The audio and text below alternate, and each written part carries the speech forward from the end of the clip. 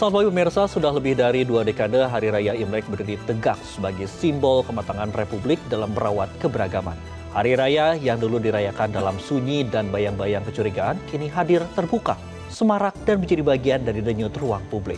Ornamen lampion menghiasi pusat perbelanjaan, pertunjukan barongsai tampil di ruang-ruang terbuka, dan ucapan selamat berseluruhan tanpa rasa takut. Inilah editorial Media Indonesia edisi Selasa 17 Februari 2026 dengan tema Imlek dan Ramadan merajut tenun kebangsaan.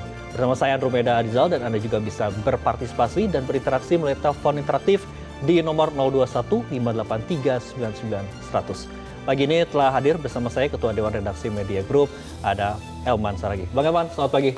Pagi, Bang Andro. Sehat. Jadi sudah mempersiapkan Bang, kue keranjang atau kurma dulu nih Bang? Pokoknya Kyonghi. Oke, Siap. Bagaimana saja Bang, kalau kita melihat pengalaman sejarah Imlek ini kan pernah dirayakan dalam senyap dibatasi selama berpuluh-puluh tahun begitu Bang. Mungkin sebelum saya lahir begitu Bang. Tapi pertanyaannya Bang, nih Dewan Redaksi memaknai transformasi Imlek yang kini bisa dirayakan secara terbuka ini seperti apa Bang? Ya, kita harus bersyukur lah ya. Kalau Bung Andro kan nggak tahu ya. Kalau kita kan tahu persis bagaimana suasana kebatinan ketika Imlek itu sepertinya ya dirayakan dalam yang sunyi. Dirayakan, tapi dalam kesunyian gitu. Jadi hanya internal keluarga gitu kan. Dan pada saat itu memang ya pokoknya ya sangat dibatasi. Ya mereka juga merasa takut gitu kan. Pokoknya nggak ada yang membedakan hari itu Imlek atau tidak Imlek gitu ya. Karena memang tidak libur kan gitu kan. Jadi kita tahu Imlek itu mereka pakai baju bagus gitu ya. Kalau mereka nggak pakai baju bagus, kita pun nggak tahu Imlek. Nah kalau sekarang kita harus bersyukur lah ya. Jadi suasana kebatinan ceria ya kan. Penuh dengan sukacita, penuh dengan harapan. Mereka juga bersama dengan kita juga, kita bebas sekarang merayakan Imlek kan. Di mana-mana barongsai. Saya kebetulan kemarin menonton barongsai di Senayan Park ya. Waduh, memang Seberapa ya Bang ya? guyup, rame, dan penonton barongsai itu bukan hanya teman-teman dari etnis Tionghoa kan. Melainkan juga Mayoritas bahkan kita yang suku Batak lah, Jawa lah, dari Manado lah, jadi nggak lagi kita bisa bedakan mana Tionghoanya, mana Bataknya, mana Jawanya, mana Padangnya, mana Palembangnya gitu kan. jadi semuanya guyup, saling satu bersatu dan menikmati pertunjukan barongsai itu. Dan kedua juga kan lampion menghiasi jalan-jalan, pasar-pasar. Jadi semarak dan mudah-mudahan kesemarakan, kesukacitaan dari Imlek tahun ini, tahun depan terus kita rajut dan tidak boleh berhenti. Tapi menariknya Bang, untuk perayaan dari Imlek saat ini kan ini berbarengan juga Bang dengan mulainya bulan suci Ramadan. Kalau kita melihat ini kan waktunya berdekatan, apakah ini bisa dimanfaatkan juga Bang untuk momentum kebersamaan antara umat Muslim dengan umat Tionghoa dan juga umat lainnya dalam perayaan yang saat ini berbarengan begitu Bang? Mungkin besok hari umat Muslim sudah mulai melaksanakan puasa begitu Bang? Iya, memang hari ini kan berbarengan kan menjelang kan, kan tidak bareng tentunya, menjelang. Satu saat mungkin jangan-jangan puasa itu, bulan Ramadan itu ada pada saat Imlek kan gitu kan. Nah, tapi kan memang Imlek, bulan Ramadan kan dua hal yang harus kita maknai sebuah kebersamaan kan. Jadi, kalau Imlek itu penuh dengan sukacita, penuh dengan harapan kan gitu kan. Tapi kalau Ramadan itu kan kita maknai dengan pengendalian diri, pensucian jiwa gitu. Nah, tapi kalau kedua-duanya kita rajut, saya pikir itu menjadi kekuatan besar buat bangsa ini. Baik, inilah pemirsa yang akan kita bahas di editorial Media Indonesia pagi ini. Imlek dan Ramadan merajut tenun kebangsaan.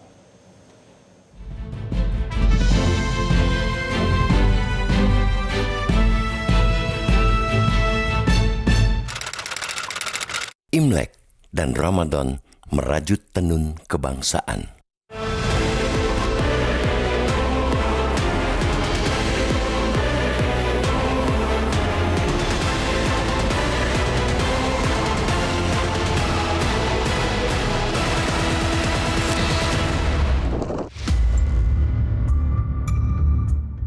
Sudah lebih dari 2 dekade, Hari Raya Imlek berdiri tegak sebagai simbol kematangan Republik dalam merawat keberagaman.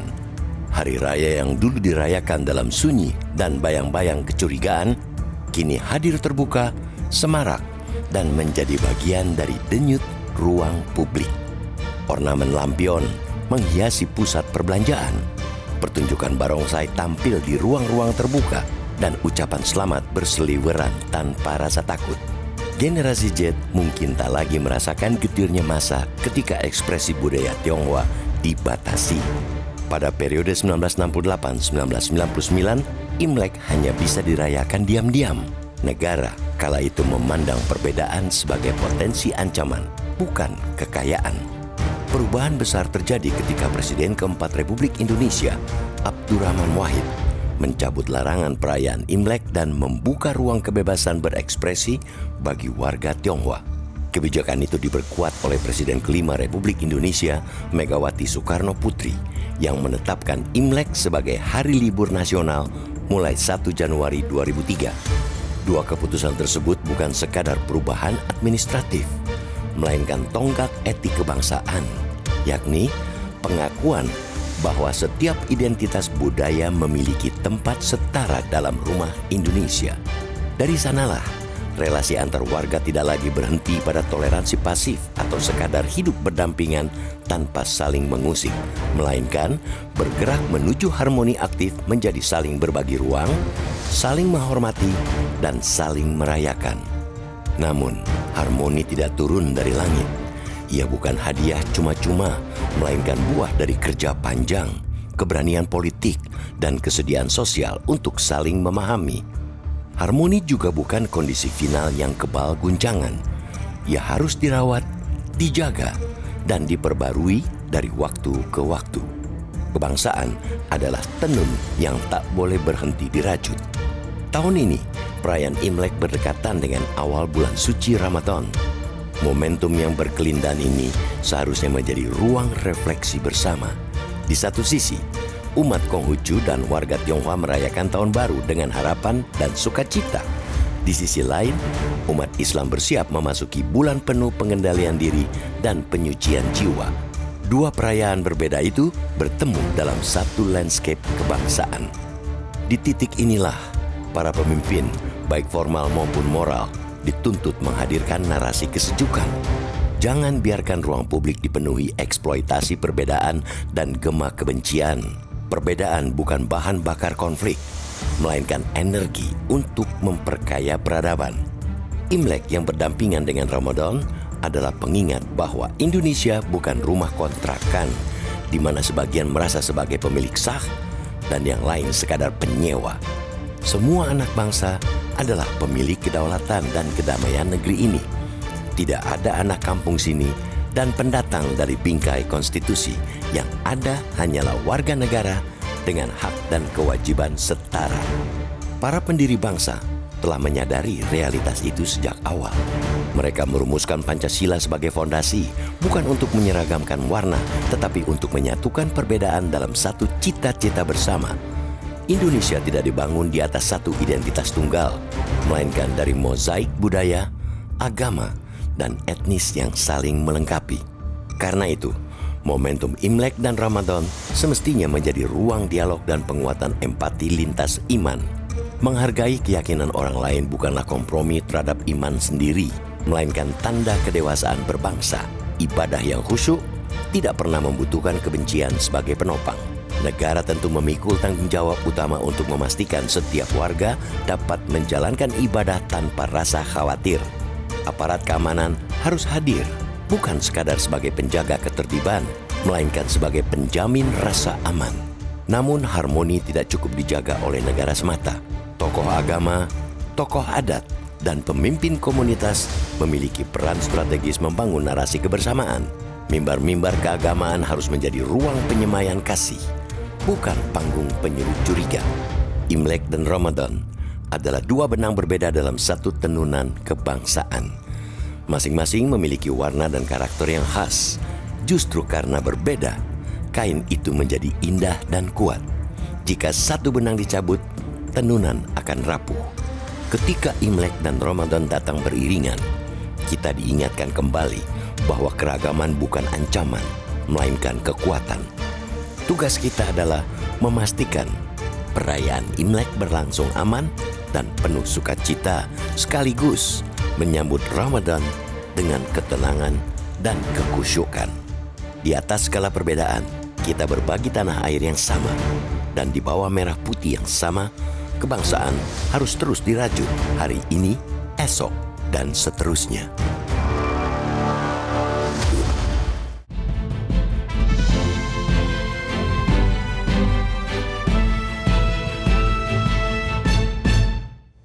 Sejenak berikut ini pemirsa, editorial Media Indonesia akan kembali.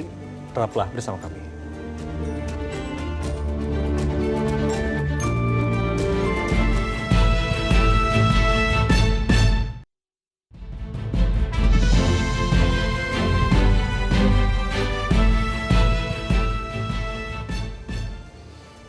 Terima kasih pemirsa, Anda masih bersama kami di editorial Media Indonesia. Kita lanjutkan informasi di pagi hari ini dan juga dialog hari ini. Bang, kalau kita sering mendengar bahwa kebangsaan ini adalah tenun yang harus dirajut. Pertanyaan besarnya Bang, bagaimana masyarakat ini bisa terus merajut tenun kebangsaan ini, baik itu sekarang dan juga di kehidupan sehari-hari, Bang? Ya, memang poin pertama yang harus kita kembangkan ya, harus saling menghormati, harus saling menghargai. Perbedaan itu kan pasti ada kan, tapi perbedaan itu harus kita kembangkan untuk menjadi kekuatan. Keberagaman kan bukan berarti diseragamkan kan gitu kan. Tetapi itu tadi kita harus menganggap, katakanlah ya dia boleh etnis Tionghoa, tapi dia tuh saudara saya. Anda misalnya Andrew kan orang Sunda, saya orang Batak. Kita sama-sama. Jadi di sini tidak lagi misalnya kita sama, mereka etnis Tionghoa. Enggak. Jadi dia etnis Tionghoa, saya orang Batak, Andrew orang Sunda, sama. Kita harus guyup. Nah itu harus kita kembangkan terhadap anak-anak kita, cucu-cucu kita. Jadi di rumah pun itu harus kita ciptakan. Jangan hanya kita ngomong di luar. Di rumah juga kita harus didik anak-anak kita edukasi anak kita, itu saudaramu, saudara kita. Kita juga saudara dia gitu. Oke, termasuk juga memberikan rasa aman ya Bang ya. Negara ini memikul tanggung jawab untuk memastikan kebebasan beribadah Bang. Sesuai juga di Undang-Undang 1945 pasal 29 ayat 2 ini sejauh mana Bang menilai juga terkait dengan kesiapan institusi kita baik itu dari TNI, Polri untuk menjaga keamanan dan juga menjamin seluruh ini Bang. Ya, memang disitulah pentingnya negara harus hadir. Dan itu kan negara dalam pengertian ya memang keberadaan aparatur negara, ya kan, ya TNI, Polri, ya instansi pemerintah, memang mereka harus berada di titik yang memang untuk mengayomi gitu, mengayomi semua etnis kebangsaan ini. Jadi rumah ibadah mereka, katakan mereka kan kita juga harus menjaga, mengamankan kelenteng, menjaga gereja, menjaga masjid, menjaga wihara dan sebagainya kan. Jadi kalau perasaan niat ini ada, tekad ini ada, pasti bisa. Niat dan juga tekad ini semua bisa ya Bang. Betul. Ya Bang, kalau kita berbicara dengan yang sebentar lagi juga akan melaksanakan Ramadan, yang saat ini juga sedang Imlek. Bagaimana sih Bang kalau kita melihat momentum ini bisa memperkuat dialog juga Bang antar lintas agama, lintas iman dan juga untuk menumbuhkan empati begitu Bang? Ya memang sebetulnya kan pertemuan antar lintas agama itu kan sebuah keniscayaan kan, dan keseharian kita juga harus kita tetap pelihara. Kita tidak sama, tapi kita ada dalam rumah Indonesia gitu kan. Jadi kalau ibaratnya misalnya kan, ibarat rumah Indonesia ini kan tidak ada yang penyewa, pengontrak, tidak ada pemilik. Semua kita sama-sama pemilik yang sah. Jadi dia juga kita juga dia gitu kan. Kita bersama-sama. Sama-sama. Jadi kedaulatan ini adalah milik kita bersama. Jadi kedaulatan itu tidak hanya miliknya orang Batak, orang Sunda. Etnis Tionghoa juga pemilik yang sah di Republik ini. Gitu. Oke, Bang, kita nanti akan membahas lebih lanjut lagi Bang, terutama terkait dengan untuk menilai bagaimana sih kehidupan kita dalam berbangsa dan bernegara usai jeda berikut ini. Dan itu Media Indonesia masih akan kami lanjutkan usai jeda berikut ini. Tetaplah bersama kami.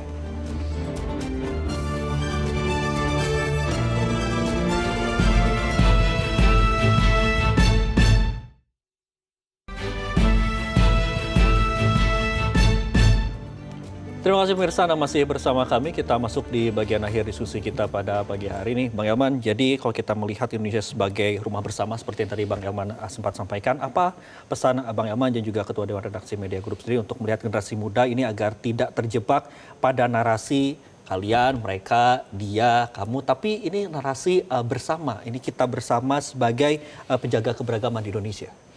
Ya memang semuanya itu harus dimulai dari sekolah ya. Jadi dari sekolah, dari tamak anak-anak, ya memang harus diedukasi anak-anak itu. Jadi dari kecil memang mereka sudah dibiasakan bahwa semua ya kita, nggak ada mereka, kita. Jadi kekitaan ini sudah harus disampaikan, dididik mulai dari sekolah. Jadi di sekolah, di taman kanak-kanak, SD, SMP, lanjutan menengah, atas dan sampai perguruan tinggi dan sampai kapanpun itu mengedukasi kebersamaan itu tidak boleh berhenti. Jadi institusi pendidikan ini menjadi gerbang utama juga untuk Itu gerbang memulai utama. Keberagaman. Persis. Nah, juga tokoh-tokoh masyarakat, tokoh-tokoh adat, ulama, kan gitu kan. Mereka juga harus mengajarkan seperti ini. Nah, pemerintah, nah ini nggak kalah penting. Pemerintah harus hadir di setiap event. Jadi tidak boleh pemerintah tidak hadir. Jadi karena ini kan tidak sesuatu yang pasti. Satu ketika juga pasti ada gesekan kan. Nah, di sini ada pentingnya kehadiran ya negara, kehadiran para tokoh-tokoh adat, tokoh ulama, tokoh masyarakat, para pendidik. Jadi mereka dari hari ke hari, waktu ke waktu dia mengedukasi ini. Sehingga memang suatu masa di Indonesia ini kalau kita ada orang Tionghoa, ya sama seperti saya menganggap Andro sebagai orang Sunda, biasa aja.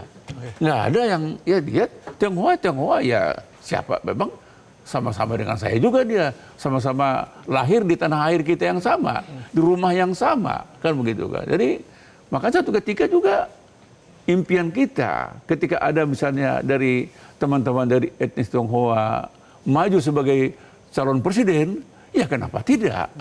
Gitu. Ya, karena dia juga pemilik kedaulatan yang sah, sama seperti kita. Jadi setara, nggak ada atas dan bawah gitu. Jadi untuk menumbuhkan kesetaraan dan keberagaman itu semua perlu juga kalimatnya adalah kolaborasi begitu ya Bang ya? Ya. Dengan semua pihak, Ya. baik dari pemerintah, kemudian juga dari tokoh agama, pendidikan, bahkan Semua. hingga media juga Ya. seperti kita juga Dan- harus mengutarakan juga. Dan ya? memang juga tidak kalah pentingnya teman-teman dari etnis Tionghoa juga harus mau gitu kan. Jadi kita mau, mereka mau, akhirnya ya semua mau. Jadi kan ya mudah-mudahan ya suatu ketika suasana yang nikmat ini kita akan nikmati terus. Seperti yang saya katakan tadi, suatu ketika ada dari etnis Tionghoa menjadi calon presiden, kenapa tidak? Oke, baik. Terima kasih Bang Elman Saragih telah bergabung bersama kami di diskusi kita pada pagi hari di acara Media Indonesia, Ketua Dewan Redaksi Media Group. Terima kasih Bang Elman. Dan pemirsa, ketika Imlek dan Ramadan datang beriringan, kita diingatkan kembali bahwa keragaman bukan ancaman, melainkan kekuatan. Tugas kita adalah memastikan perayaan Imlek berlangsung aman dan penuh sukacita, sekaligus menyambut Ramadan dengan ketenangan dan kehusyukan. Di atas segalanya perbedaan kita berbagi tanah, air yang sama, dan di bawah merah putih yang sama. Kebangsaan harus terus dirajut hari ini, esok, dan seterusnya. Saya Robert Adizal, mewakili kurang bertugas, mengucapkan terima kasih atas perhatian Anda. Sampai jumpa.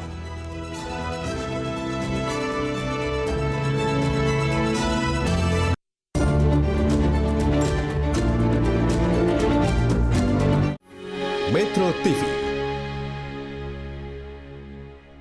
Jelajahi cara baru mendapatkan informasi. Download Metro TV Extend sekarang.